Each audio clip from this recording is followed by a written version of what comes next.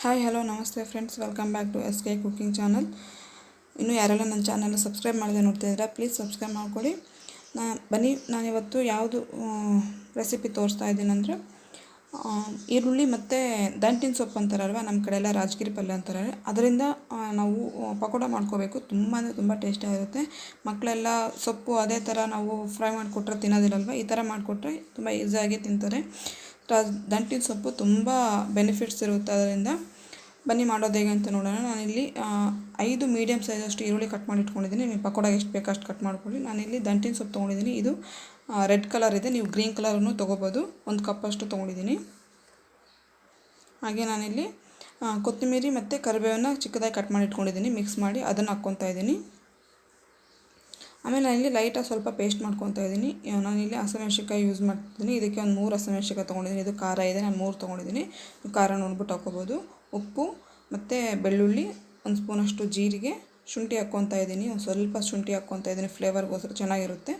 ಹಾಗೆ ನಾನಿಲ್ಲಿ ಅಜ್ವಾನ ಬಳಸ್ತಾ ಇದ್ದೀನಿ. ಪಕೋಡ ಅಲ್ವಾ, ಅಜ್ವಾನ ಹಾಕಿದರೆ ಮಕ್ಕಳು ತಿಂದ್ರೂ ಡೈಜೆಷನ್ ಆಗುತ್ತೆ ಚೆನ್ನಾಗಿ, ಅದಕ್ಕೋಸ್ಕರ. ಹಾಗೆ ನಾನಿಲ್ಲಿ ಪೇಸ್ಟ್ ಮಾಡಿ ಇಟ್ಕೊಂಡಿದ್ದಲ್ವ, ಅದನ್ನು ಹಾಕ್ಕೊತಾ ಇದ್ದೀನಿ, ಹಸಿಮೆಣ್ಸಿನ್ಕಾಯಿ ಪೇಸ್ಟು. ಇದನ್ನೆಲ್ಲ ಫಸ್ಟು ಚೆನ್ನಾಗಿ ಮಿಕ್ಸ್ ಮಾಡ್ಕೋಬೇಕು. ಹಿಟ್ಟು ಹಾಕೋದಕ್ಕಿಂತ ಮುಂಚೆ ಇದನ್ನೇ ಮಿಕ್ಸ್ ಮಾಡ್ಕೋಬೇಕು. ನೋಡಿ, ಇದೆಲ್ಲ ಚೆನ್ನಾಗಿ ಮಿಕ್ಸ್ ಆಗಿದೆ. ಇವಾಗ ಇದಕ್ಕೆ ನಾವು ಒಂದೊಂದೇ ಹಿಟ್ಟು ಹಾಕ್ಕೊಂಡು ತೊಗೋಣ. ನಾನಿಲ್ಲಿ 2 ಸ್ಪೂನಷ್ಟು ಅಕ್ಕಿ ಹಿಟ್ಟು ತೊಗೊಂಡಿದ್ದೀನಿ. ಆಮೇಲೆ 1 ಸ್ಪೂನಷ್ಟು ಕಾರ್ನ್ಫ್ಲೋರ್ ತೊಗೊಂಡಿದ್ದೀನಿ. ಇದು ಆಪ್ಷನಲ್, ನಿಮಗೆ ಬೇಕಂದ್ರೆ ತೊಗೋಬೋದು, ಇಲ್ಲಾಂದರೆ ಬೇಡ. ಹಾಗೆ ನಾನು ಇಲ್ಲಿ 4 ರಿಂದ 5 ಸ್ಪೂನಷ್ಟು ಮಿರ್ಚಿ ಬಳಸ್ತಾರಲ್ವ ಹಿಟ್ಟು, ಅದನ್ನು ಹಾಕ್ಕೊತಾ ಇದ್ದೀನಿ. ಹಸಿ ಕಡಲೆ ಹಿಟ್ಟು ಯೂಸ್ ಮಾಡ್ತಾಯಿದ್ದೀನಿ. ಇದನ್ನೆಲ್ಲ ಚೆನ್ನಾಗಿ ಮಿಕ್ಸ್ ಮಾಡ್ಕೋಬೇಕು. ಆಮೇಲೆ ನಾನು ಇಲ್ಲಿ ಇದಕ್ಕೆ ರುಚಿಗೆ ತಕ್ಕಷ್ಟು ಉಪ್ಪು ಹಾಕ್ಕೊತಾ ಇದ್ದೀನಿ. ಉಪ್ಪು ಆಲ್ರೆಡಿ ನಾವು ಮಿಕ್ಸಿ ಮಾಡುವಾಗ ಹಾಕ್ಕೊಂಡಿದ್ದೀವಿ ಅಲ್ವ, ಪೇಸ್ಟ್ ಮಾಡುವಾಗ. ಇವಾಗ ನೋಡಿಬಿಟ್ಟು ಹಾಕ್ಕೋಬೇಕು. ಇದಕ್ಕೆ ನಾನು ಯಾವುದೇ ರೀತಿ ನೀರನ್ನು ಹಾಕ್ಕೊಂಡಿಲ್ಲ. ಈ ಸೊಪ್ಪು ಎಲ್ಲ ನಾವು ತೊಳೆದು ಹಾಕ್ಕೊಂಡಿರ್ತೀವಲ್ವ, ಅದೇ ನೀರು ಬಿಟ್ಕೊಳ್ಳುತ್ತೆ. ಯಾವ ಸ್ವಲ್ಪನೂ ನೀರು ಹಾಕ್ಕೊಂಡಿಲ್ಲ ನಾನಿಲ್ಲಿ. ನೋಡಿ, ತೋರಿಸ್ತಾ ಇದ್ದೀನಿ ಇಲ್ಲಿ. ನೋಡಿ ಯಾವ ರೀತಿಯಾಗಿದೆ, ಚೆನ್ನಾಗಿ ಎಲ್ಲ ಚೆನ್ನಾಗಿ ನಾದ್ಕೋಬೇಕು. ನೋಡಿ, ಕರೆಕ್ಟಾಗಿದೆ. ನಾನು ಇಲ್ಲಿ ಸ್ವಲ್ಪ ಹಿಟ್ಟು ಕಡಿಮೆ ಹಾಕ್ಸೋದಕ್ಕೆ ಇನ್ನೂ ಒಂದು 2 ಸ್ಪೂನಷ್ಟು ಹಿಟ್ಟು ಹಾಕ್ಕೊತಾ ಇದ್ದೀನಿ, ಕಡಲೆ ಹಿಟ್ಟು. ನೋಡಿ, ಎಲ್ಲ ಚೆನ್ನಾಗಿ ರೆಡಿಯಾಗಿದೆ. ನೋಡಿ, ಎಣ್ಣೆನೂ ಬಿಸಿಯಾಗಿದೆ.